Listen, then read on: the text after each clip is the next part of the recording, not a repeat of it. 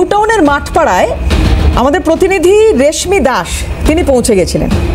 এবার এই মাঠপাড়া এলাকায় একাধিক নিউটাউনের গগনচুম্বী আবাসন, ঠিক তার পেছনে বস্তি, এবং এই বস্তি কিভাবে গড়ে উঠলো, কতদিন ধরে গড়ে উঠলো, কারা রয়েছেন এই বস্তিতে, যখন আমরা গেলাম এই খবর সংগ্রহ করতে, ওখানে গিয়ে কথা বলছি আর আমাদের চক্ষু চড়ক গাছ। আমরা বুঝতে পারছি না কিভাবে এই ঘটনা ঘটছে, কিভাবে সম্ভব। দিনের পর দিন যাদের সঙ্গে রেশমি কথা বলছেন তারা কোথা থেকে এসেছেন কোনো স্পষ্ট উত্তর দিতে পারছেন না, বুম সরিয়ে দিচ্ছেন। ঘরের ভেতরে ঢুকে প্রশ্ন করছি, বলছেন বেরিয়ে যান। কি অভিজ্ঞতা হয়েছে রেশমি দেখুন। ভোটার কার্ড আছে? না। আপনার বয়স কত? একটু কথা বলি। আপনার বয়স কত? এখানে আরো অনেকে আমার দিদিরা বলছে ওদের কাছে শুনে। বলুন না, আপনার বয়স কত? আপনার বয়স কত? আপনার বয়স কত বলুন? আইসি 19 বছর। হ্যাঁ 19 বছর। 19 বছর। কেন এসেছেন বাংলাদেশ থেকে? ক্যামেরাটা নিচে নামান না। বাংলাদেশ থেকে কেন এসেছেন? বাংলাদেশে নিয়ে যাক, আমরা কাজ কাম করি খাই। আগে তো বললেন বাংলাদেশ থেকে 19 বছর হয়েছে এসেছেন। হ্যাঁ অরিজিৎ দা দেখুন, একটা খুব ভালো প্রশ্ন দিয়ে শুরু করেছিলেন, আমি সেই প্রশ্নটা একটু ফেরত যাব। যে ইলেকশন কমিশন এসআইআর এর ইমপ্লিমেন্ট করার সময় নাগরিকত্ব যাচাই করতে পারে কি পারে না। তো তার আগে আমি এই যে আপনার যে লাস্ট যে বাইকটা, আমি সেটার ব্যাপারে দুটো কথা বলি। দেখুন, নিউটাউনের আমি জানি না আপনারা কোন কোন জায়গা কভার করেছেন, তবে আপনারা বিভিন্ন জায়গা দেখাচ্ছেন, গত 2-3 দিন ধরে দেখাচ্ছেন, বিভিন্ন চ্যানেলই দেখাচ্ছেন।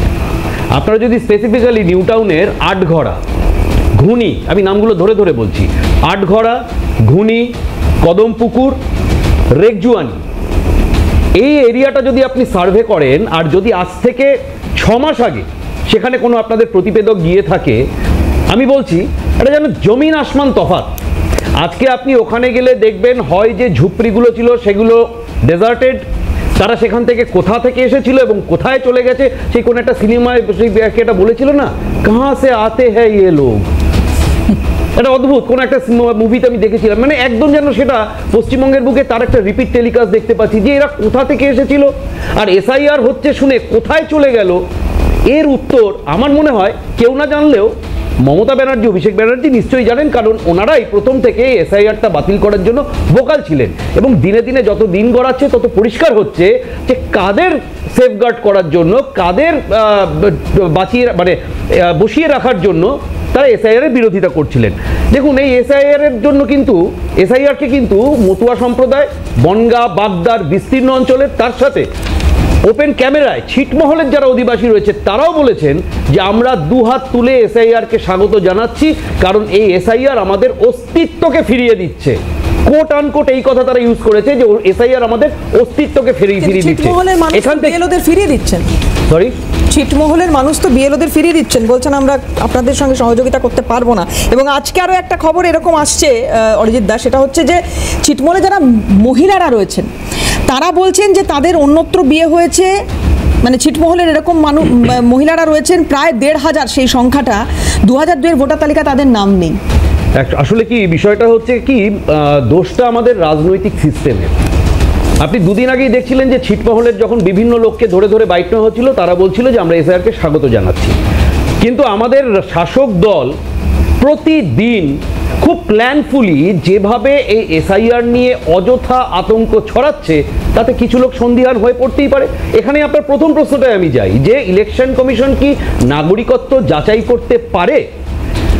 আমি যদি বলি যে ইলেকটোরাল রোল তৈরি করার সময় ইলেকশন কমিশনের সেই অথরিটি আছে, কিভাবে আছে? দিদিভাই বলছিলেন আমাদের অ্যাডভোকেট ম্যাডাম, আমি সংবিধানে to be vested in an election commission, the superintendence direction and control of preparation of the electoral rolls for and the conduct of all election to parliament and to the legislature of every state and of election to the offices of president and vice president held under this constitution shall be vested in a commission। অর্থাৎ article 324 খুব স্পষ্ট করে বলে দিল যে এটা election কমিশনের সাংবিধানিক দায়িত্ব ইলেকশনকে প্রপার ওয়েতে কন্ডাক্ট করা। এবার তার সাথে আপনাকে খুব ছোট্ট করে আর্টিকেল 326টার প্রথম 4টে লাইন পড়ে নিতে হবে। কি বলছে? The election to the House of the People and to the Legislative Assembly of every state shall be on the basis of adult suffrage, that is to say every person, খুব গুরুত্বপূর্ণ, every person who is a citizen of India and who is not less than the 18 years of age on such date as may be fixed in that behalf by or under any law made by the appropriate legislature and is not otherwise disqualified under this constitution shall be entitled to be registered as a voter at any such election. আমরা যদি এই দুটো আর্টিকেলের দুটো অনুচ্ছেদকে একসাথে পড়ি, এখানে কোনো রকম কোনো বিরক্তি বা কোনো সন্দেহ থাকার কথা নয় যে ইলেকশন কমিশনের উপর যে সাংবিধানিক ম্যান্ডেট রয়েছে সেটা হলো ইলেকশনকে প্রপারলি কন্ডাক্ট করা, এবং এই প্রপারলি ইলেকশন কন্ডাক্ট করার জন্য তার উপর যেটা দায়িত্ব রয়েছে যে কোনো ভারতীয় নাগরিক যিনি মেজরিটি অ্যাটেন্ড করেছেন এবং যিনি ল দ্বারা অন্য কোনোভাবে প্রহিবিটেড নন, তিনি যেন অবশ্যই ভোটাধিকার পান। তার মানে এক্সক্লুসিভ রাইট ভারতের নির্বাচনে কাস্টিং করার কার রয়েছে? ভারতীয় নাগরিকদের। তাহলে কি ইন্টার্ন এটা চলে এলো না যে ইলেকশন কমিশন যাদেরকে অ্যালাউ করবে ভোট দিতে তারা ভারতীয় নাগরিক কিনা সেই সততা দেখে নেওয়ার দায়িত্ব ইলেকশন কমিশনের উপর বর্তায়। তো ইলেকশন কমিশন এসআইআর এর মাধ্যমে নাগরিকত্ব যাচাই করুক না করুক, অন্তত এই অধিকারটা তো তার 100% রয়েছে যে কোনো রকম নাগরিক নয় যিনি, তিনি যাতে কোনোভাবে ভারতবর্ষের ইলেকটোরাল রোলে পার্ট না নিতে